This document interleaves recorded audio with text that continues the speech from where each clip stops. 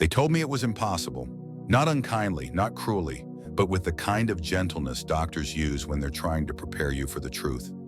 The kind that feels more like a goodbye than a diagnosis. You should focus on adapting, they said. Recovery at your age with this kind of spinal trauma, it's not likely. But they didn't see her face when she looked at me. They didn't see her hands, small, shaking, as she held mine and whispered, "I don't care if you roll down that aisle or fly. I just want you there."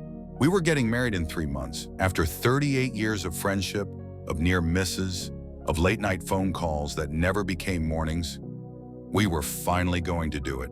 And just 2 weeks after I bought the ring, I fell.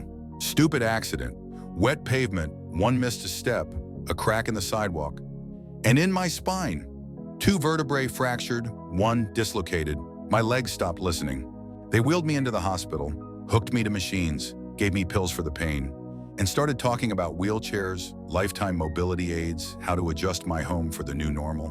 But nothing about it felt normal. I wasn't afraid of the pain. I wasn't afraid of the chair.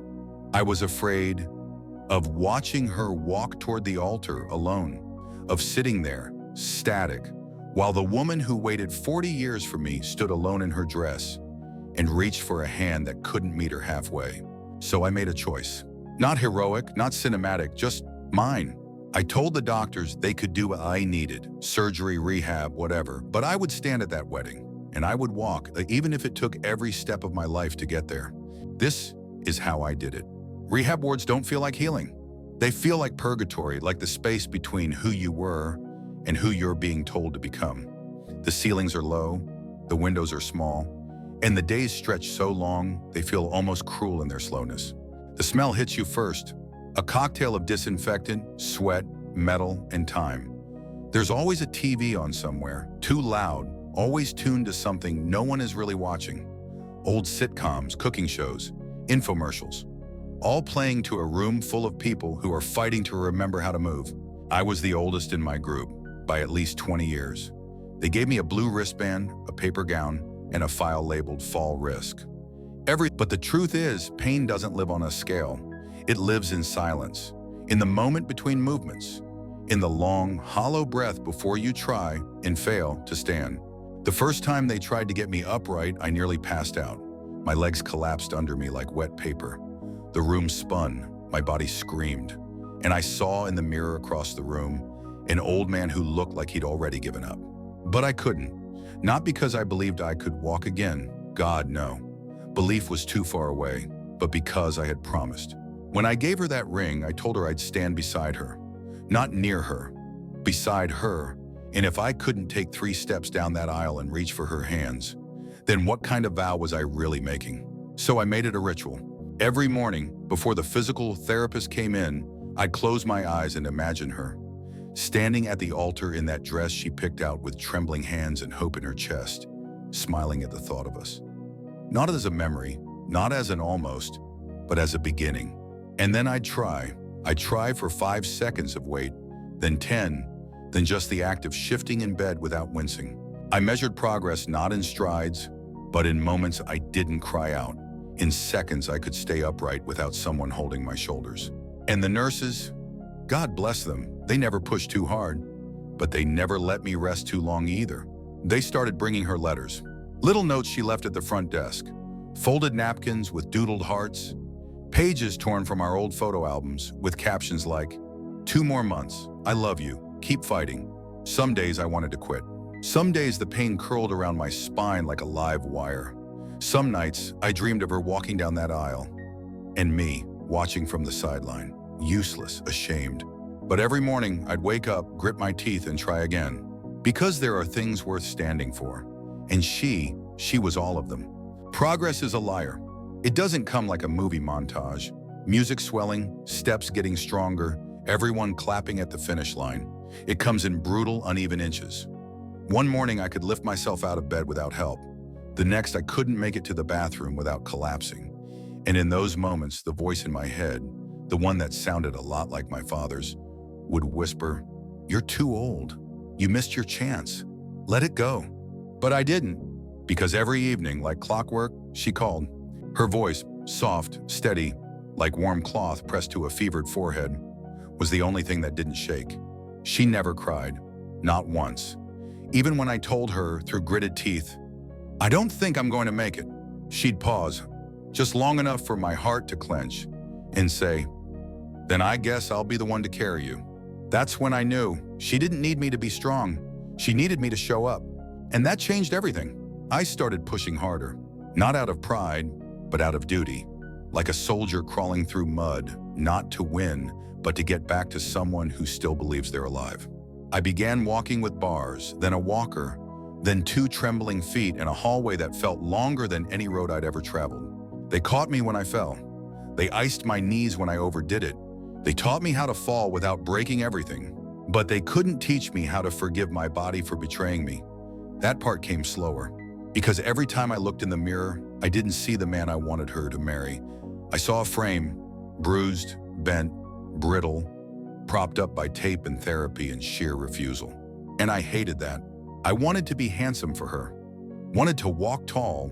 Wanted to earn that moment, not limp through it. But one afternoon, they wheeled me into the courtyard, said I needed sunlight, said I looked restless. And she was there, waiting.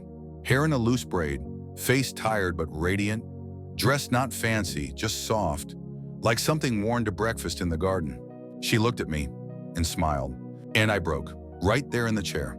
"I'm not going to make it," I told her, finally saying the thing I'd feared most. "I wanted to meet you at the altar, not like this, not broken." She came over, knelt, knees on concrete, beside my chair, took my hands like they were the only truth she'd ever needed, and said, "You're not broken, you're here. And I didn't fall in love with your spine, I fell in love with your heart."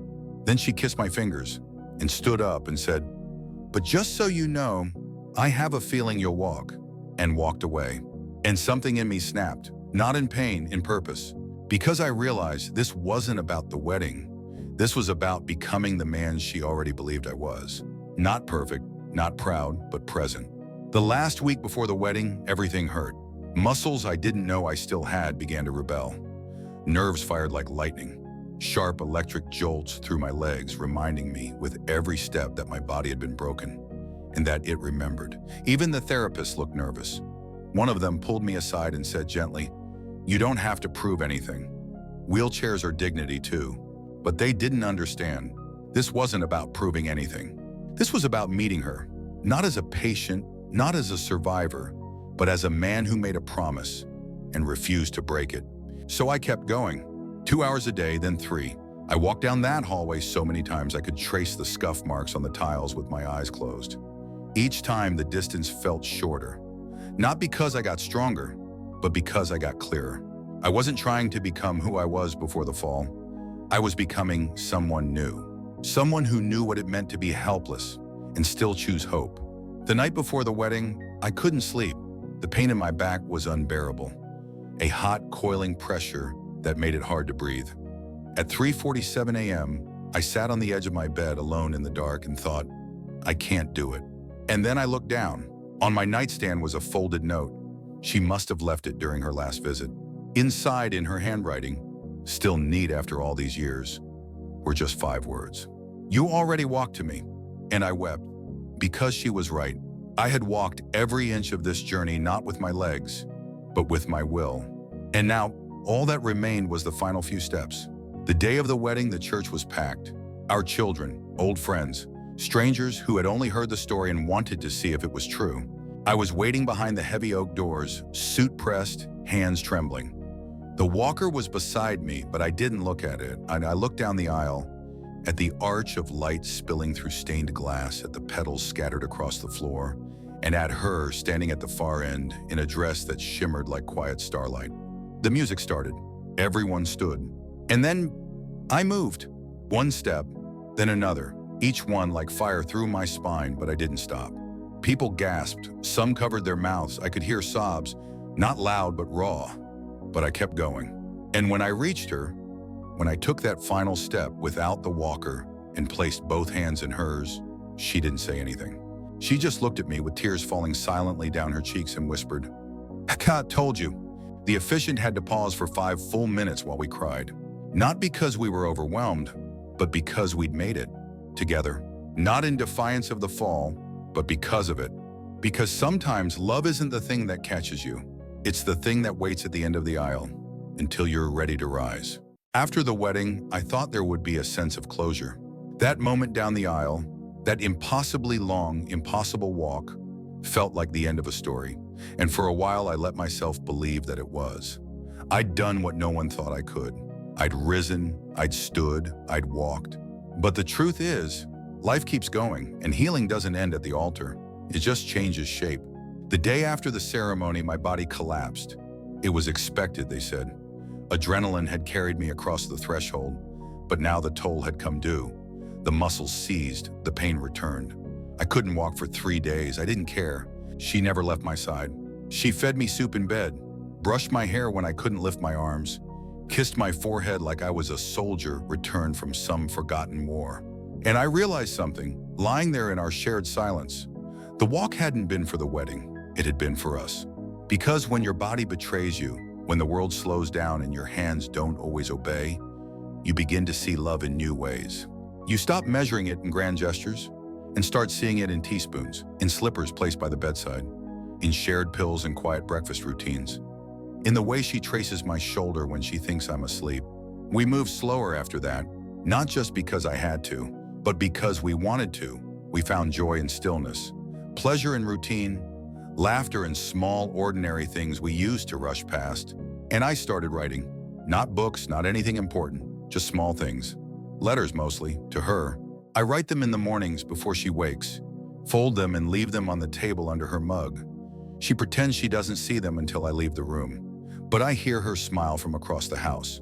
Sometimes I wonder what would have happened if I hadn't stood up, if I'd stayed in that chair, let the world go on without trying to catch it. And maybe things would have been fine. She would have married me anyway. We would have laughed, built a life, watched the same sunsets. But there would have always been a shadow, a space between us I couldn't quite reach, a version of myself I couldn't quite forgive.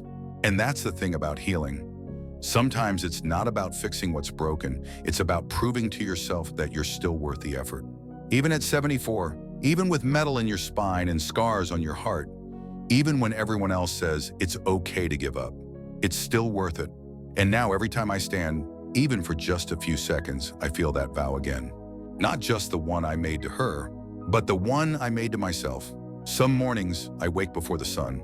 The house is still, the sky outside barely blue, and I sit with a blanket around my legs, my hands wrapped around a cup of coffee that's still too hot to drink.